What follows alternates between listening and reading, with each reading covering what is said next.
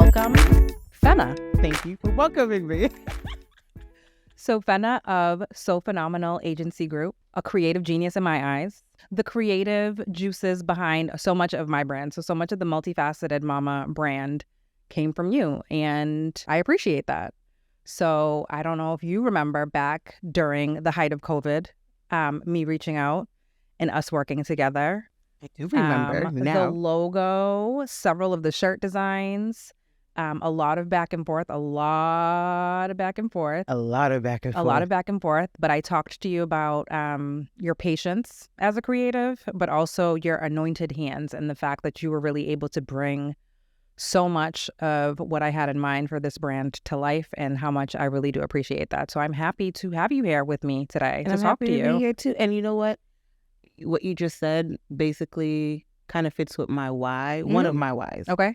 Is seeing a brand come to life. Absolutely. And I think that's why I kind of transitioned from graphic designer over to brand management or having a brand agency, because once I do a logo for you, it's like, I don't know what you're going to do with it.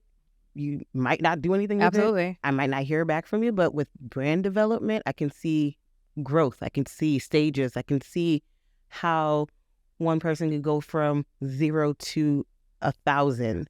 And what's funny is right before we started filming, I was like, I forgot that I actually helped develop Multifaceted. Absolutely. Mama. So being on this chair means a lot. No, definitely.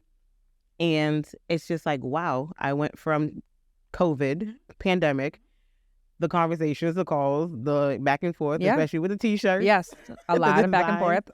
To now being on a chair, Absolutely. being interviewed. No. So that's an honor to be here. Absolutely. It's definitely a full circle moment. And like I said, your creativity was important because there really is an art to that. It is not just, it's taking the words, but there's so much that went into kind of bringing it to life. And I really do appreciate how you were able to do that. Bringing it back to this idea of being multifaceted. What does being multifaceted look like to you? What does being multifaceted mean to you? How are you showing up in the world? I'm a woman of faith. So I believe that when God created me or any one of us, we are not meant to be just one thing. And I think that a lot of people, because of how limited of their thinking and how they live their lives, they cannot accept how other people can do multiple things, or they can't grasp that other people can do multiple things.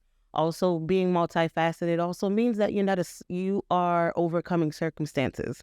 You don't allow circumstances to limit you. You don't let circumstances stop you from what you need to do, where you need to go. It just needs to be done. And I think as a Black woman, we are the example of that, of juggling life, juggling relationships, still showing up for not only ourselves, but other people who are around us.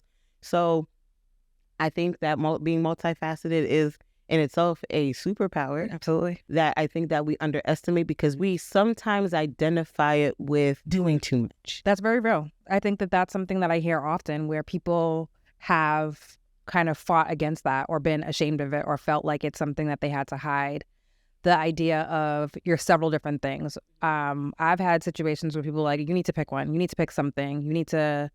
You can't be a mom and a this and a that. You can't have a career and be an entrepreneur and do this. And I feel like that's inaccurate. You can absolutely check as many boxes as you want. I don't have to check a box. I can do as many things as I want to. So I think that that's very real. I have heard that echoed a few times where it's like people have almost wanted to hide the fact that they have these either special talents or dreams and aspirations of doing things outside of what might be the norm or what might be accepted by society. But that's a big part of what the brand is meant to be, that it's okay to kind of walk in this fact that I am not going to check a box. I'm going to be all the things that I want to be. I'm going to show up in the different spaces and places and show that I'm up. in. And exactly. You show up. And be authentic. Yes. And be myself and not have to water myself down so I can fit into whatever the stereotype is.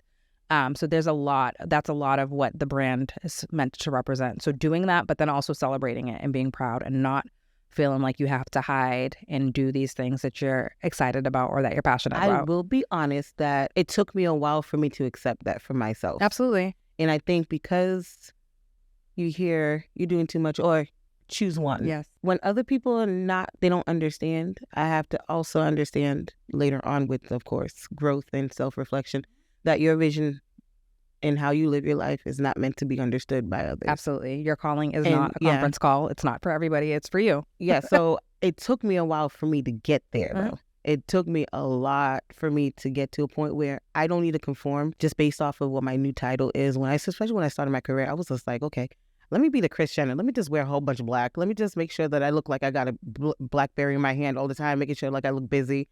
But I was also the creative that was just like, I want to do this. I want to do that. I want to do that. I want to do this. I want to do this.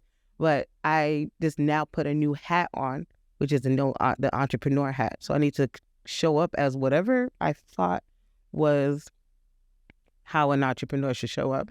I had to erase all of that. And I was just like, you know what? I'm just going to show up as Fena. And I think that me showing up and letting go of all those restrictions that I placed on myself, that I essentially took from other people and I put that burden on me, I was losing a sense of myself. But the second I put myself out there, I was like, oh, this is actually a little bit easier. Absolutely. Because I'm just like, I don't have to censor myself. I don't have to change myself. I don't have to change my wardrobe or anything like that. I was like, okay, got it. No, absolutely. Absolutely. And that is so much of what the brand is meant to represent. That's so much of the stories that we want to tell is what that looks like to kind of show up authentically who you are. So a lot of who you are is a creative, a Black creative. So talk me through from a representation. Black and fine. A Black and fine creative. So talk me through what being a Black creative means to you. Life. Okay. I say life because being a Black woman, I'm going to say that a lot, guys. I'm going to say that a lot because guess what? I'm a Black woman. Black women, I believe in my whole heart, are the originators of creativity. So for me to be a part of that huge community of Black creators means a lot to me. Also, what really means a lot to me is the fact that I can represent for the younger girls. Because what was your favorite show growing up? The Cosby Show was definitely one of my favorites. So with the Cosby Show, I grew up wanting to be Claire, and it was Fresh Prince I wanted to be Aunt Viv. But it's because those are the representations of Black women. Absolutely. That held a very powerful position, but they were also moms. They were also fashionable. They were also funny. They also led their household, although they were still submissive. Although I'm old school. I still believe in submission, guys. I might be an alpha, but I still believe in submission. So for me, I was like, okay, I grew up with something to look at. I was like, oh, what can I do to... That's actually why this actually falls into my why. I didn't see me in the position of using creativity and using art and using imagination to create the world I want to see, you know? And so for me, that means a lot to me, for me to be in this position, because I represent all the women, because technically, even if the Black woman, any Black woman who doesn't technically consider themselves a creative, they are creative. Whether they are writing, whether they are problem solving, in any realm, they are creating paths for other women. So that's why it means so much to me. Absolutely. To be a creative now. Absolutely. So talk to me about what your product looks like. So like what is the outcome of your creativity? How do you put your creativity out into the world? Not in the packet that I got, Karima. Although my product seems to be more digital, what I am able to produce, whether it's tangible or not, is an experience. I think that is the best way to explain it. Also, I'm also letting go of designing as much, but I still dip and dabble a little bit and still designing. So whether it's from the iPad, the computer, using Adobe, or handing it over to the client and they're sending it out to print and it becomes physical. Hence, yes, brought to you by Multifaceted Mama. The designs come into life. That's what happens. The art comes to life. They come to life. Or even Blacktoberfest, where it's not even about the actual branding. It's actually the energy and the space and what you were able to provide. Thinking about the human experience from entering in to out. I can't really think about the specific product because it's everything. It's everything. It is everything. And I think that's real. You kind of talked about the fact that like I created a logo, but what is the brand? Like what comes of that? Like the fact that the brand evolves from that. I think that's really impactful. So that's important. It's important work that you're doing. So you talked about Blacktober. Are you mad, emotional?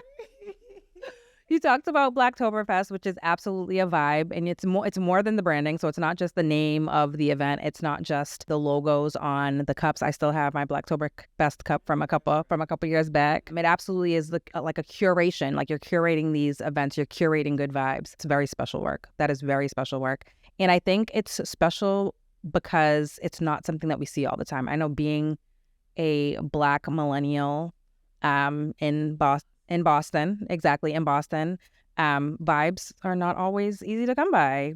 It's tough. So you know where I don't talk about this a lot.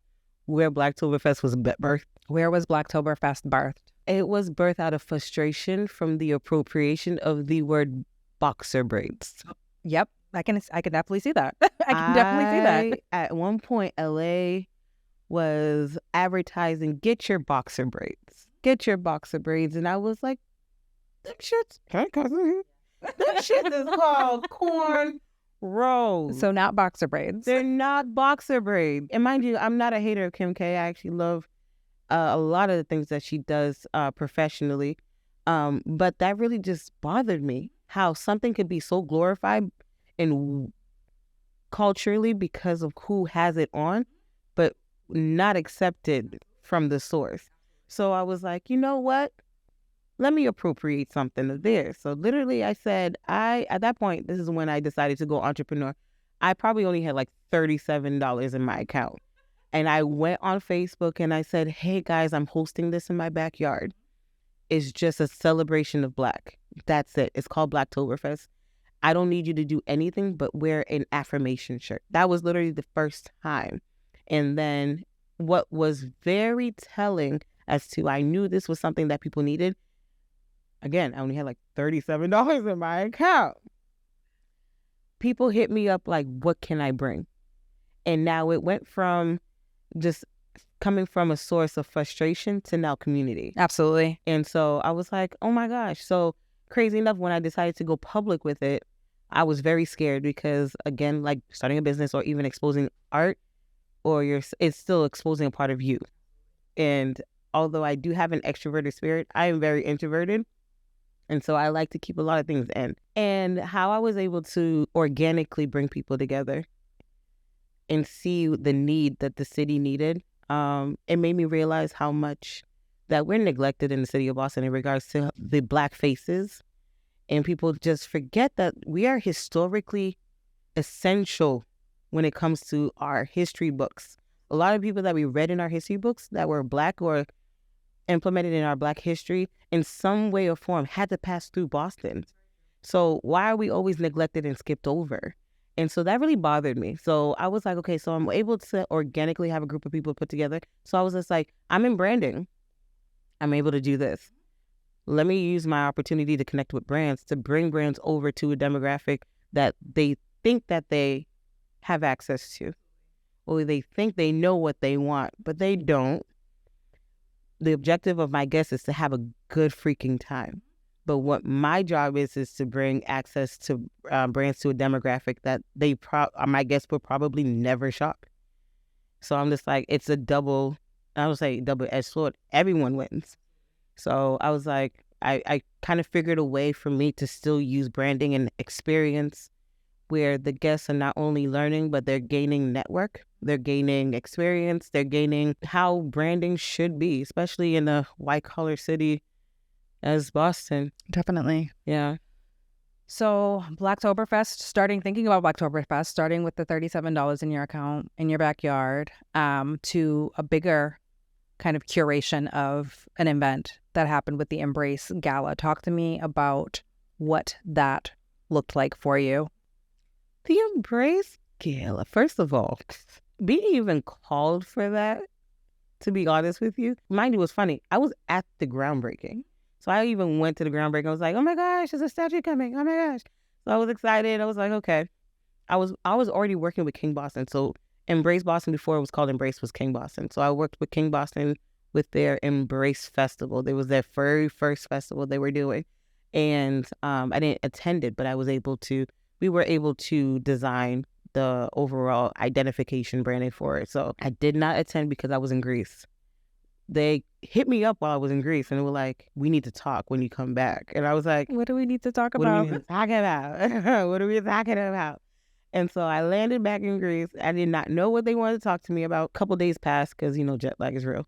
And I was like, okay, let's set up a time to talk. We talked and they were like, we just want to say that SAG, which is So Phenomenal Agency Group, we just loved what you were able to create because it was fun. It was popping colors because they're more corporate. Segue. Sometimes with these nonprofit organizations or these corporate organizations, they're so used to a certain look that I like to push the limit sometimes so that, you don't know what you don't know. Exactly. You don't know what you like. Exactly. So I guess what I had produced for the festival, they were like, wow, it was in our face. Like it was, loud, but it was tastefully done. I was like, okay, well, we have a statue coming that we want to unveil on Martin Luther King weekend. It's of Martin Luther King. At the time, I didn't know what it looked like. No, I did. I'm lying. I did. I didn't know what it looked like. And I was like, this is technically, I'm a part of history. So Absolutely. I was like, I'm absolutely going to do this. I will say, like any job, I did not tell a lot of people that we had been hired for this. But that's how I move. For me, it's more so, it's a job. It's a career. Like I said before we were filming, I said, I lead with me first before my career because my personality, you should see me first. So if I'm at an event, I'm not going to say, hi, I'm Fena. I'm the CEO and founder of So Phenomenal Agency Group. If that job is taken away from me, who am I? Exactly. So that's how I look at it. Absolutely. So I didn't tell a lot of people about the gig up until like the week before. And people were like, how long you been on this? I'm like, for about like 7 months. I'm like, you didn't say anything about it. I'm like, I'm just going to live my life. I'm just going to live my life. If I was working in 9 to 5, would I be showing you that I was working by 9 to 5 all the time? The experience was good. Now, I will say, in my opinion, and I don't think anything that I'm saying is wrong, in regards to the embrace, I just wish that it was publicized more to the general public because Martin Luther King definitely was a citizen of the city, that I wish that it was advertised more so that there was more access to the community to be more part of it. And that would be just my only thing, just because I feel like that might have been a little bit of a riff at the very, once everything was going on. Like, I think a lot of people thought that they were excluded, which wasn't the case. I just think that it just wasn't publicized. Yeah. No, but it was a beautiful event. The branding was on point as usual. Yes. No, so I think that's big. Is that one of the bigger kind of things that you've worked on? Yeah, it was the biggest. I can't even say. I don't know what else to say. It was the biggest. It was the most monumental, double entendre with that one. It was just an amazing opportunity to be able to work with them. And I'm looking forward to work with them even more. And also, I know this opened other doors. Absolutely. Like, even one of the doors that opened, I'm not an influencer. I don't like the term influencer. I hate it. I rather impact than influence. Absolutely. Whatever. So because of that event, I wore a suit that weekend. In that suit, might be our shooters right here. Hi, shooter. Hi, shooter. And the brand hit us up, and I bought that suit the day before, and it came as overnighted. And I didn't try it on, but I tried it on at the gala. And they hit us up after the weekend. After the weekend, they hit us up and they were like, how can we collaborate? And I was just like, okay. They were like, we don't have any money to pay you. And I was like, it's fine, because they're a small business as well. But I also don't look at every opportunity. It always has to have a monetary Which is very real. attachment. Absolutely. Absolutely. So I looked at it as, okay, so you have an impeccable product, but you're small. You just don't know how to market yourself. And your brand doesn't show any Black people that look like us. You're a regular schmegular. And so I was like, don't worry about it. Is there a way that you could actually send us the suits, me and my team? And they're sending us the suits so that we can shoot it. And guess who's over the creative direction of it? We get to do that. That's so good. I wanted to do that so that they don't have any say over how it's moving, how it's going. And we definitely wanted to come out in March for Women's Month to highlight specifically Black women who are creating spaces and experiences and branding the world. Absolutely. No, that's amazing. That's amazing. You talked a little bit about impact over influence. What would you like your impact to be? Like, how would you like to impact the world around you? I always lead with like a genuine heart. That's one thing I would always say, like something that I can leave this earth today, tomorrow. Now I know that for the most part, my genuineness, is that a word? Genuineness? It can be. My ability to be genuine in all aspects, no matter where I am, whether it's on social media, in person, on church, at church, singing, blah, blah, blah, all these things. My energy does not change. It doesn't waver.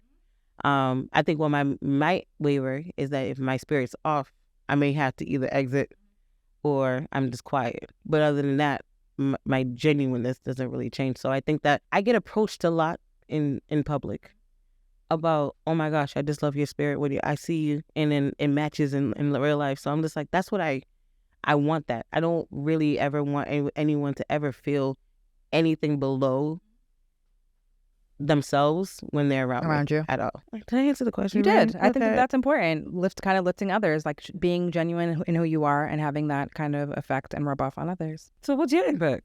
My impact, I would say that the idea of celebrating authenticity. So I think that that's very real for me. I try to lead with that in any space that I'm in, just kind of showing up as myself and trying to encourage other people to do that too. Like, I'm very big on trying to pull that, similar to how you talked about like your spirit and lifting others. I want to pull that out of other people. So whatever it is that's in you, oftentimes I'm looking at, I see things in people. So I'll see like kind of potential. You'll kind of talk about like these maybe one-off skills or talents that you might have, but I consider myself to be very big on identifying synergies and identifying ways that I can leverage synergies. And you can kind of put these two random tasks together, these two random skills together, and turn it into whether it's a career, it's a side business. So I feel like that's something that I'm very skilled at, and that authenticity and showing up as who you are and celebrating who you are and kind of leveraging that and using that to shine out into the world. So that's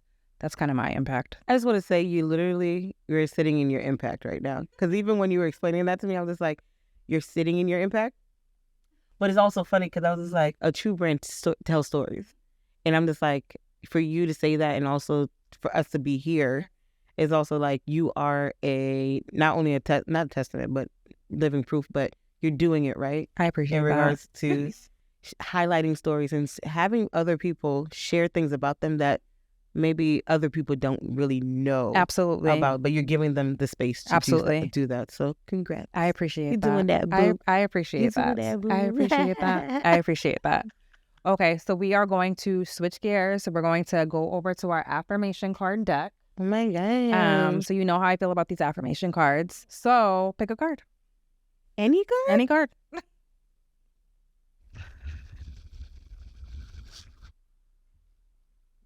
My thoughts, my desires, and my reality are coming into alignment.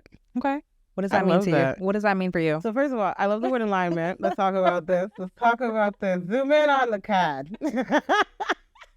I actually have a tattoo of a line on my my collarbone. Look at that. And everyone thinks I got hurt. That means the tattoo artist did a good job. So it's a line, but it's done in red. So it looks like a scar.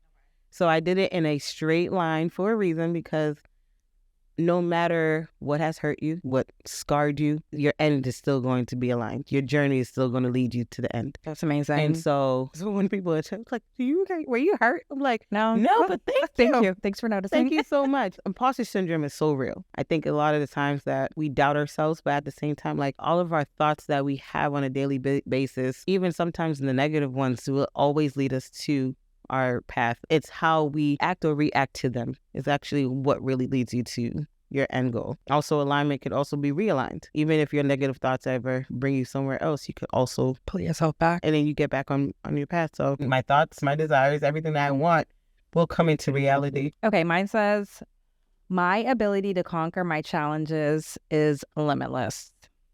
And I think that that's very real. So one of my challenges is similar to what you talked about. Like, I'm an introvert through and through. I actually do have the ability to turn on my extroverted side. And for someone who's introverted, I see you around a lot. You do? In the same place as I'm at, though. I don't So go we're everywhere. both introverts, just outside, introverting outside. So that doesn't really count. But like in my heart of hearts, I am an introvert. So it is a challenge to kind of step outside of that. I think that with this brand, with kind of this calling, I'm being called to kind of step outside of that. I'm being called to tell these stories. I'm being called to be front and center. And that's a challenge for me. So it's something that I'm working to overcome. But my ability to conquer those challenges is limitless. And I'm learning that it is a process, but I'm working through it. You know what? We put the limitations on ourselves. We do. That's us. Absolutely. It's absolutely us. That's very real. And I've always said that. And I have journal entries where I literally say that I know that I am my limiting factor. It's like a hose. So you turn on a hose at the source and the blessings are trying to come through, right? But if you put a kink in the hose, it doesn't matter how much the blessings want to come through. It can't come through. It might be a dribble and like you're seeing a little bit here and you're seeing a little bit there, but the full potential is not coming through. And I know that I'm the one holding the hose. Like the blessings are there. He's turned on the hose. He's like, they're ready to flow, but I'm the one holding the hose. So that it's is like something. I'm talking to a mirror.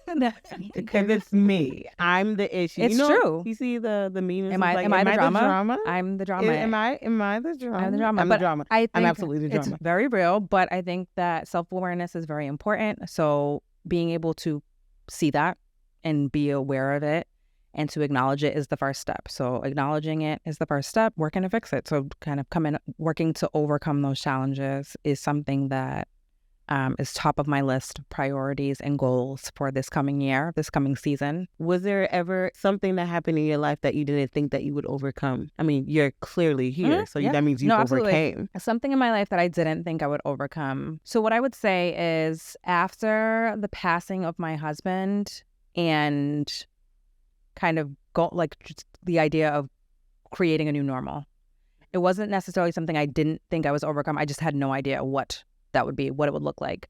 So that was a learning opportunity. I think it's still a learning opportunity. It's been 8 years. So we just, like this past January was 8 years.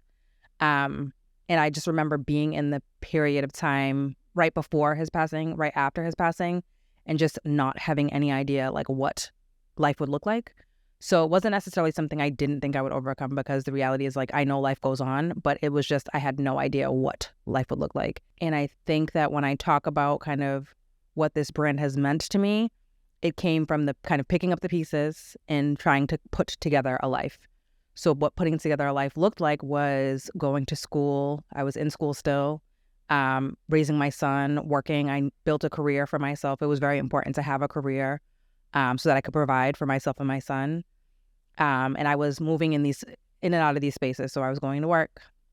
I was a part of professional associations, so doing like philanthropic work for nonprofits. I was being a mom. I had these things that I was passionate about.